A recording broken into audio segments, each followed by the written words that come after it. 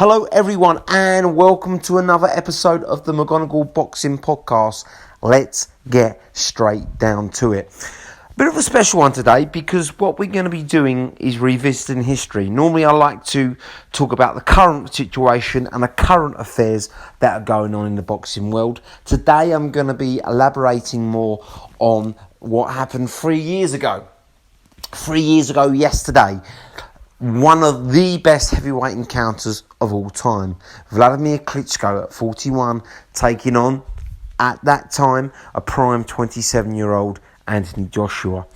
It really was a clash of two generations. A former great champion who was coming back, had virtually had 2 years out the ring now. Was obviously past his prime at 41, had been beaten by Tyson Fury in one of his worst performances, let's be honest. But was that down to Fury? Was that down to Vladimir? Probably a bit of both. But anyway, that was irrelevant because he was determined to redeem himself, his reputation, and to get his title back. Joshua, the young, hungry lion, fighting in his hometown, London, in front of Wembley Stadium, 90,000 people. Pretty much, you'd say 85,000 of them were cheering him on.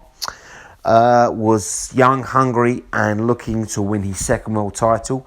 He'd already collected the RBF at this point and was determined to prove that he was the best heavyweight on the planet.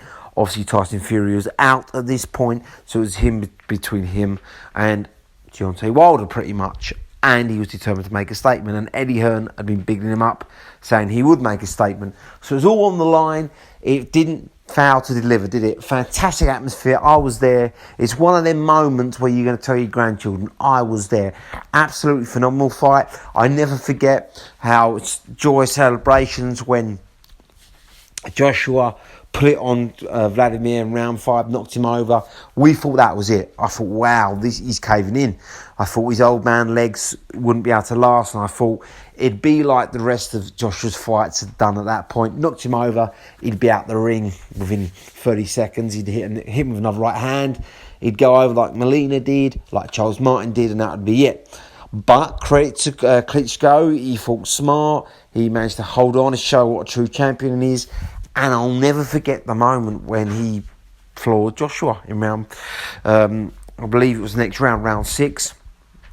It was unbelievable. You'd never seen 90,000 people go so quiet. I think they were just all stunned and shocked. And actually at that point I thought, this is over. I mean, Joshua, staggered up to his knees, but he was totally gassed, totally out of breath. And I just thought Klitschko was going to jump on him.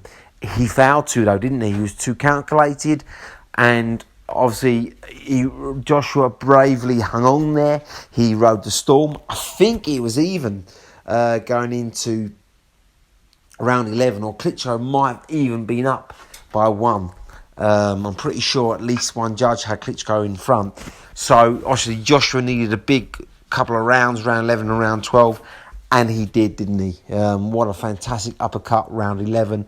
Changed the tide completely, pull it on Klitschko, made Klitschko pay for not getting Joshua out there when he had him hurt in 6 and 7, and that was it. Stopped him, knocked him down twice in that round, and stopped him on the ropes. Good stoppage. I don't care what anyone says. Klitschko was pretty much done, fighting on the heart, but he had nothing left.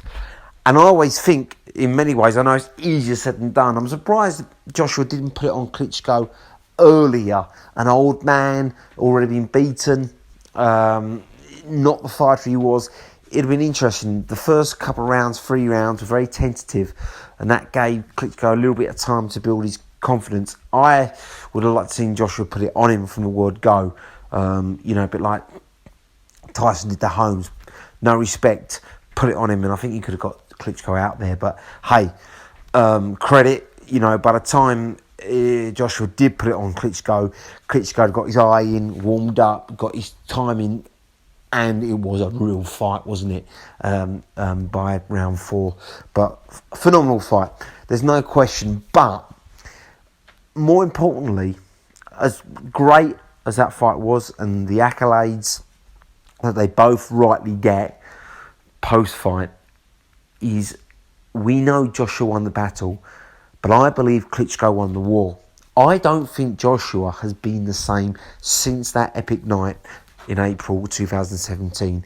It was because Klitschko, I believe, showed Joshua his own vulnerability. He showed him he could be hit, he could be hurt, and he could be caught. He also showed Joshua that he could gas out. So it basically highlighted to Joshua for the first time his weaknesses. And obviously the great thing about youth is you think you're fearless. It's only really the first time you make a major mistake, whether it's like, God forbid, you crash your car or you break a foot or an arm. You actually learn and you're tentative afterwards. And this is what Joshua has been since that Klitschko fight. I don't believe he's been that raging bull, that kind of no-fearing, totally confident fighter since Klitschko. And that's been evident, not just in the Andy Ruiz fight where he lost, and obviously the second fight where he kind of fought very ugly and tentative and defensive to win, but it was evident in the fights after that with Carlos Takam. Not convincing fight. Again, Joshua got caught at times and he looked a bit tentative. He didn't know if the box or, like he'd been doing pre-Klitschko, to walk his man down and be like almost like an aggressive fighter. And that was more evident in the Joseph Parker fight, where again he was very tentative. Thankfully, Joseph Parker was even more tentative than Joshua, which led to an incredibly dull fight. Again, I was there. And then obviously the Povetkin fight, it was kind of okay, better performance, but the first, again, 4 or 5 rounds were very tentative. Povetkin buzzed Joshua, but a brilliant ending, and it was more and more like the old Joshua.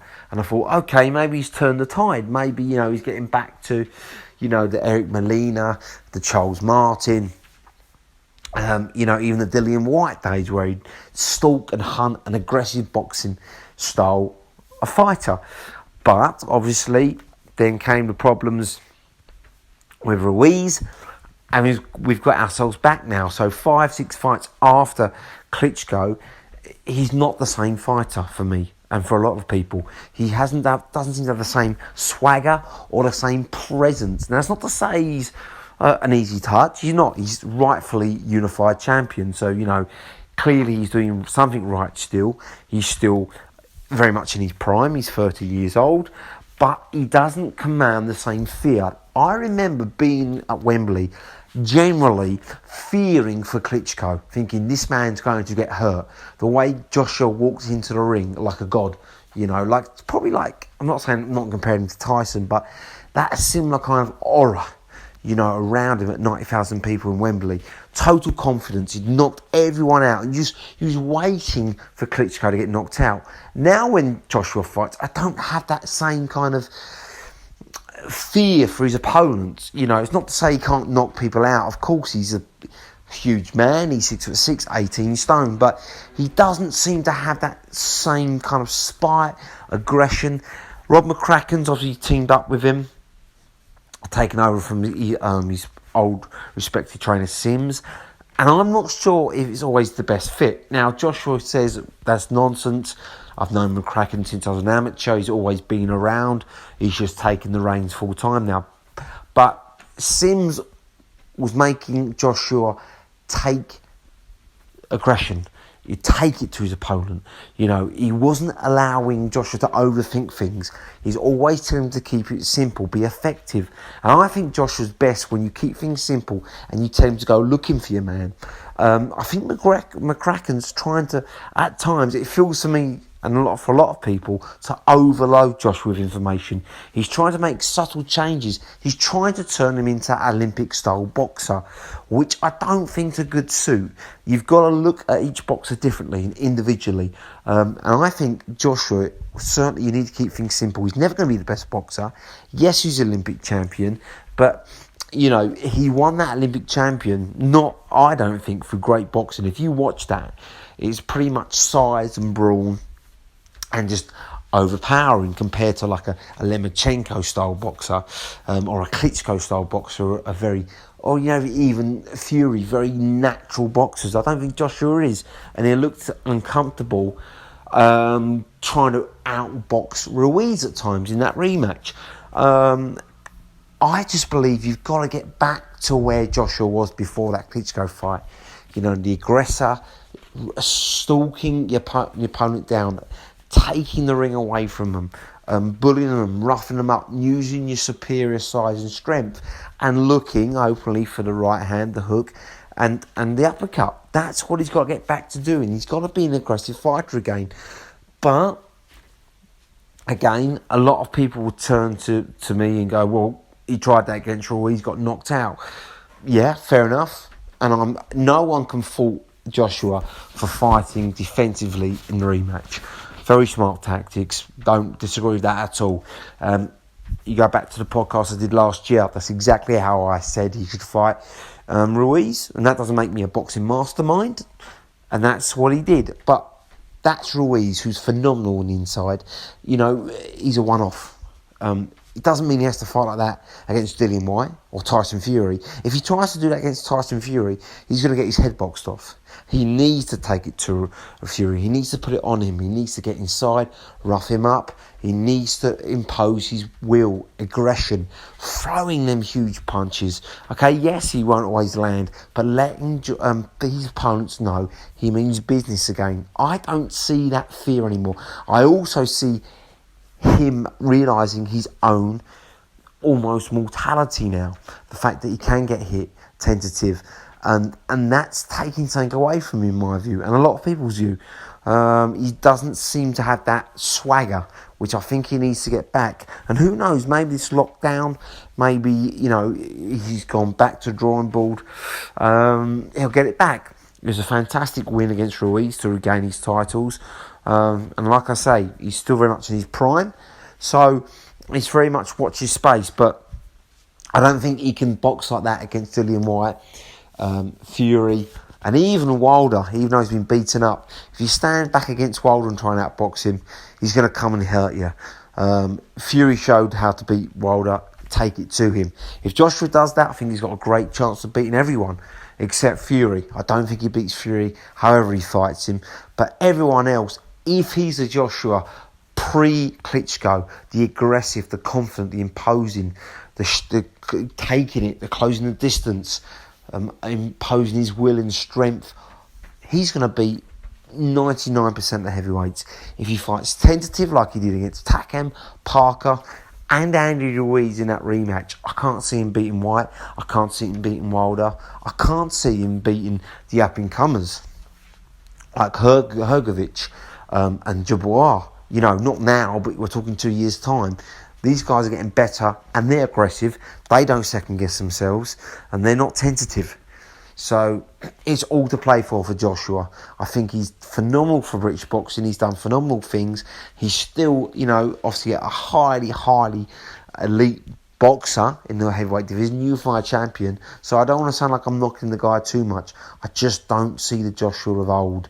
And I want that Joshua back because he's still young enough and he's still good enough. But he needs to sit down with McCracken, and I believe they need to come back to that aggressive drawing board, keeping things simple. Don't try and overcomplicate it, because a lot of times it looks like he doesn't know what he's doing. Is he going to be a boxer or is he going to be a puncher? And when he does that, he confuses himself, he gets hurt, like he did against the Ruiz fight, and he even showed he's confused. He was asking McCracken what's going on. You can't overload Joshua with information. Keep things simple. Do what he does best. Impose his size, his strength, his will. Get him inside. Work the aggression again. And I think we'll see great things from him. All right, guys. I'm out. That's me reviewing Klitschko and Joshua. At the moment, like I say, Joshua won the battle on that historic night.